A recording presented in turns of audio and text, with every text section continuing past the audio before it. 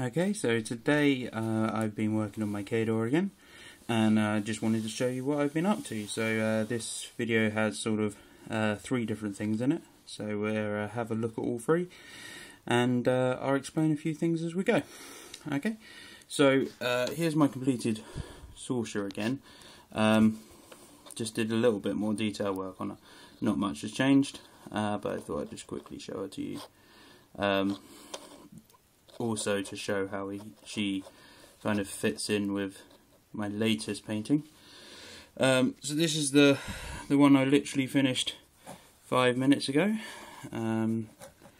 It's a Khador Juggernaut. So I've done the same sort of frozen snow base on him, and the kind of snow sort of falling on top of him. He's got this really cool frost axe that I spent quite a lot of time frosting up and trying to make the metal look cold, which was a bit difficult, but I think it came out very effectively. And then on his face I've done the inlay as if it's on fire, and same with all the little divots in his chimney stack, just because there's a piece of artwork in the Warmachine rulebook which I really love, that shows sort of the fire and the glow of the machine. I still think the positioning is really good, really dynamic. I finally got the axe straight as well, yay! You may have seen in my first video I was a bit upset about that, but it's definitely sorted now. So I did quite a basic paint job on him, in terms of not too many colours, lots of work on each individual colour though. So the red started off as Macarite Red from the DW range. It was then painted Blood Red. It was then washed Badab Black. It was then dry brushed again Blood Red, and then dry brushed with a little orange around the edges and things to bring it out. I've done all the rivets on it brass. The bolt gun was, well, the metal was done bolt gun metal, dry brushed mithril silver, washed Badab Black, and then just over the edges a little bit. With another layer of mithril silver, and then the rivets and metal spikes and a lot of the detailing on the engine and stuff I've done brass. So I did it tin bits, then dry brush brass, highlight with a really thin layer of brazen gold. And that's the effect it gave. I think it looks really, really cool. The thing is that there's a lot of details on the model, but I don't want to overcomplicate it. I think simple for Khador is best. I just think it does look really, really cool when you're finished. And simple model to paint, but I think the overall effect speaks for itself. Why I use GW paints is just I'm more used to them and have a lot of them. So I know better how they will react when I blend them and wash them and dry brush and things like that. On top of the machine I did paint the Khador symbol, but I have covered it in a bit of snow. Just because I really love that idea of the snow still kind of falling and trying to get it to lay where it should. It's been proven to be a bit tricky, but thinking all in all it comes out really well, makes the model pop. And then when you put them side by side, I do think that they do look very in keeping with both Khador and each other. So yeah, very happy with those. So moving on to the next thing, just a quick one. I've built my Man of War. These are the Shock Trooper version. So this came in the 2-player battle box, so you actually get all 5, which is your full unit. You don't have to buy them individually anymore, because they've also released the box in their resin plastic mix. So they've all got the gun shields and the halberds, which give them reach. Beautiful models, a lot bigger than I expected. I mean, that's Sorja, who's supposed to be normal human size, and she looks tiny in comparison. and even against the Juggernaut, which is the heavy Warjack. Just put two side by side quickly, so you can see that.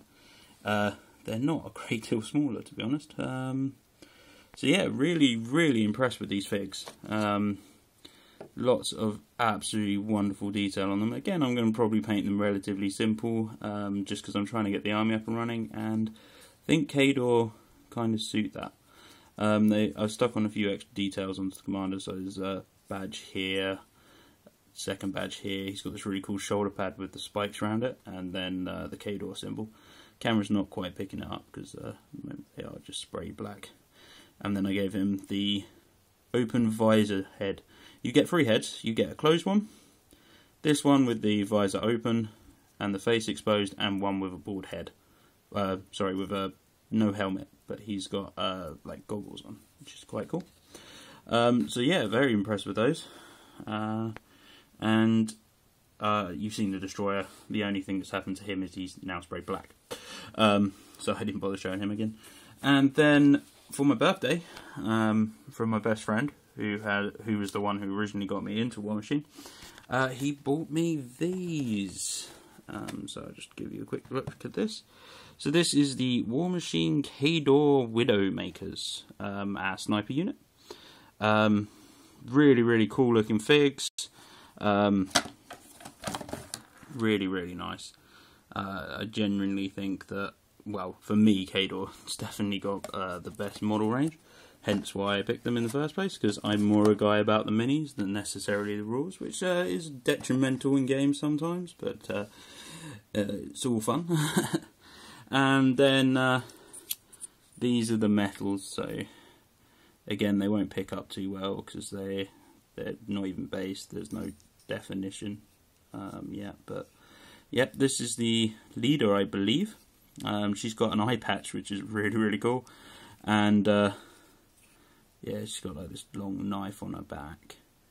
Oh, it's focusing okay now. And this really nice sniper rifle. And the other guys I haven't based up yet, but I'll just show you them anyway. So this guy's got like this pole, and it's aiming, and he's got this really cool hood, and then chains of bullets and packing little satchels and stuff, and then he's got this again a nice sword on his back. Really nice figs. Really impressed with the quality of them. It's nice to be working with metal again as well. Maybe just because I've been into the hobby now for, well, almost 20 years, and I was brought up using metal, so it's good to be back using some metal figs. Obviously with Games Workshop changing to Finecast, which I'm still unsure about, to be honest. But yeah, that's the same one again, same sculpt. You get 2 of these guys with the helmets. Just a little bit of flash here and there, which I'll clean up before obviously I spray them. And then this guy, who I guess you could use as your alternative leader. You don't have to have the female one as your leader if you don't want to. But he's got like this really cool beard, goggles, massive sniper rifle, and then he's got his sort of aiming stick thing on his back, along with his big sword, and lots of pouches again, and strapping, and these lovely long cloaks.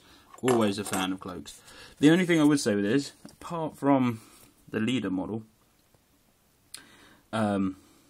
which is really cool, all of these parts here, the little metal slot, well, that's supposed to slot into the base, none of them fit the bases, apart from her. So I'm not entirely sure why that is, but I'm sure some clippers or a bit of filing and that'd be fine.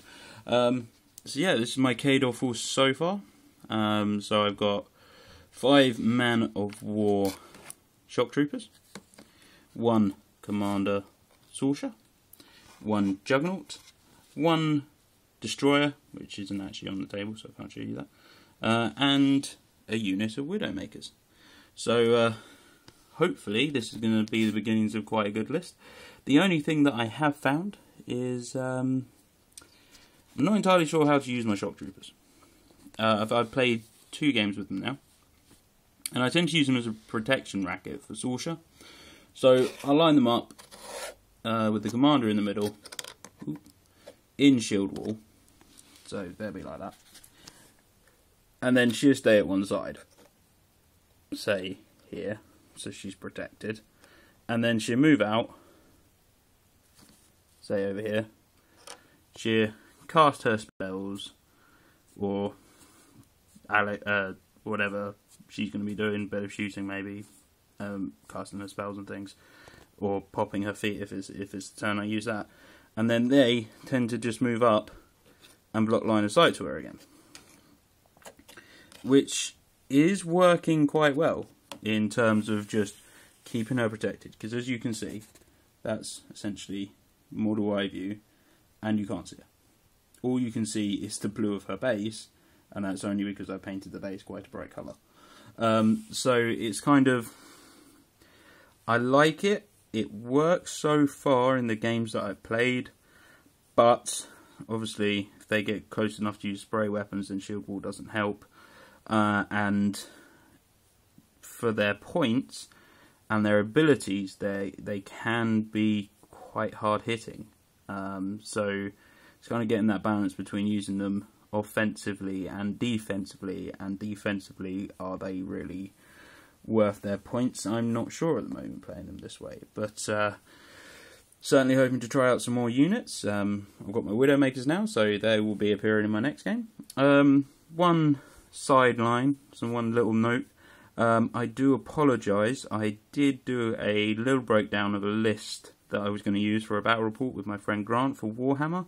If you've watched that, I do apologise. We didn't get to do the game in the end because he had to run some errand first, turned up really late, and then we only got a few hours and we wanted to catch up and chat and stuff, so ended up not happening. But I am hoping to get a few games in soon, and tell me what you think about my Khador Force so far. Anything from the paint job? Any questions? Do you like it? Do you not like it? If you don't like it, why?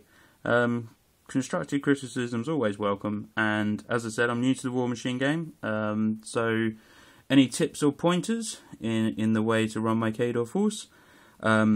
Literally at the moment, as I said, I've got the models from the 2 Black Box set, which were the 5 Man of War Shock Troopers, Sorsha, and a Juggernaut and a Destroyer, and I've now got the unit of Widowmakers. So that's my force so far. I think it's now 24 points, I believe, after you take away the fact she gives you +5 to your Warjack points. So tell me what you think I need to add. Any tips or advice would be brilliant. And yeah, just rate, comment and subscribe. Thank you for watching.